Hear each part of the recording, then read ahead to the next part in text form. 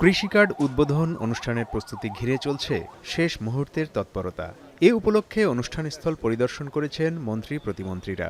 পরিদর্শন শেষে কৃষিমন্ত্রী মোহাম্মদ আমিনুর রশিদ জানান, কৃষি কার্ড একটি যুগান্তকারী উদ্যোগ।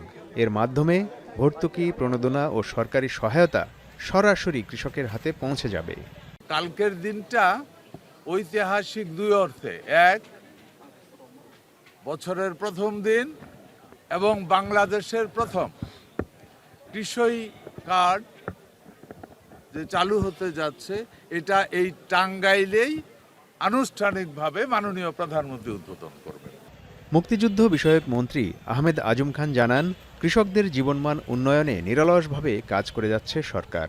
বলেন, কৃষি কার্ড চালুর মাধ্যমে গ্রামীণ অর্থনীতি আরও শক্তিশালী হবে।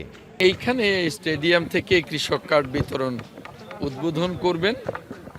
এটা মাননীয় প্রধানমন্ত্রীর নির্বাচনী ইশতেহারে ছিল এবং নির্বাচনী ওয়াদা ছিল।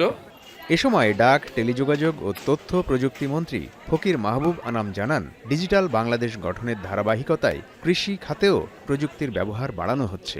কৃষি কার্ড সেই উদ্যোগেরই অংশ। ক্রীড়া প্রতিমন্ত্রী আমিনুল হক বলেন, টাঙ্গাইল সহ বাংলাদেশের স্টেডিয়ামগুলোতে পুনরায় জিমনেশিয়াম চালুর মাধ্যমে ক্রীড়ামোদী দেশ গড়ে তোলা হবে। এই কৃষি কার্ডের মাধ্যমে কৃষকদের ন্যায্য মজুরি, কৃষি ঋণ, সকল সুযোগ সুবিধা আমাদের আগামীর যে কৃষক, বর্তমান যে কৃষক, সকলেই সেই সুযোগ সুবিধা তারা পাবে। এছাড়া মৎস্য ও প্রাণী সম্পদ প্রতিমন্ত্রী সুলতান সালাউদ্দিন টুকু বলেন, কৃষি, মৎস্য ও প্রাণী সম্পদ খাতকে সমন্বিতভাবে এগিয়ে নিতে সরকার কাজ করছে। কৃষি কার্ড এই খাতগুলোর উন্নয়নে গুরুত্বপূর্ণ ভূমিকা রাখবে। এখন টাঙ্গাইল।